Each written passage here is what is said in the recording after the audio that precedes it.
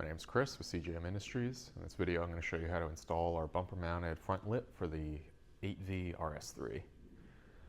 Installing this is pretty quick and easy. It does require drilling a couple holes in the bottom edge of the bumper here and then 3 across the center. We use these front holes at the front of the bumper to help with alignment so you're not measuring anything. You're going to bolt the lip on, use that as a template to drill. And then this does retain the OEM tray, and we're not modifying anything other than those holes. Don't need a riv nut tool. This is all through bolts. So all you really need is a 1/4-inch drill bit and a couple wrenches to install this. A couple quick details about this lip. This is a 9mm thick, high density plastic. The reason we like this material is it's got a subtle texture to it, which makes it a little more durable. It doesn't scratch as easily.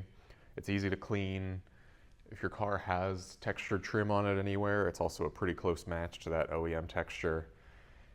And this stuff is pretty durable. It's flexible. It's got UV stabilized polymers in it, so it's not going to fade over time. And you can clean it with all the cleaners that you'd use on the rest of your car, so you don't have to worry about staining it. We're using all stainless hardware here, and these bolts along the front here are what goes into the factory holes at the front of the bumper. That's what's going to help with alignment so that the rest of your holes are in the perfect spot. All right, let's get into this. To set up for install, we got to remove this tray and a couple of the screws along the front here. So we have a T45 as the back 3 holes on the subframe. We have a T30, which is these front 3, T25 along the front edge, and then T25s along the fender liners. So we'll remove all them. We're going to reuse the ones for the tray and the fender liners. We're going to put new bolts in, or new screws in this front edge here. I'm going to start by getting the lip in place.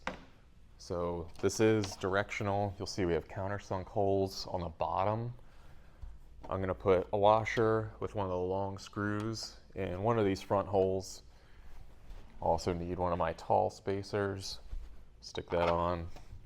And then I have a T25. I'm going to use that just to get this in place.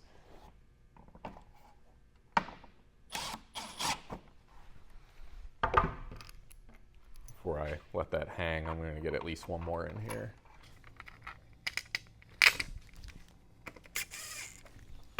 And I'm going to repeat that across the whole front edge here. We got 6 screws to put in place.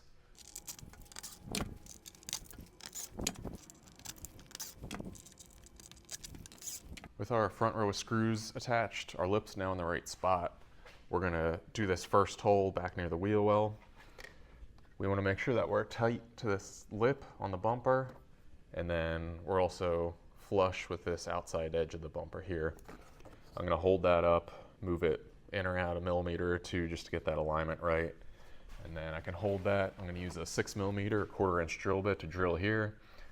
If you have headlight sprayers, just keep an eye, reach your hand up in there, make sure their hose is not sitting in this corner. On the driver's side, the hose comes down, so you want to make sure you're not drilling into that. So I'll just reach in here, make sure there's nothing behind it before I drill. This is countersunk. We're going to slide that up in, and I have a washer and a nut that'll go on top. So you can pull this fender liner back and then reach up in here and get this threaded on. Getting this first nut in there is probably the hardest one. You don't have a ton of room to get your hand between here and the inside part of the fender liner. So reaching your hand backwards like this, I found was the easiest way to get that first nut threaded on. Then you can reach a wrench in there a lot easier. Once that one's on, we can then drill these 2 holes. They're a lot easier to access from the inside here. So we'll do those 2 and then repeat on the other side. So the last step here is going to be the 3 holes in the center. Again, that's a 6mm 1/4-inch drill bit. We'll use bolt through the front lip. It'll then go through the spacer and then into the factory tray. And then we'll throw a washer and a nut on the back side.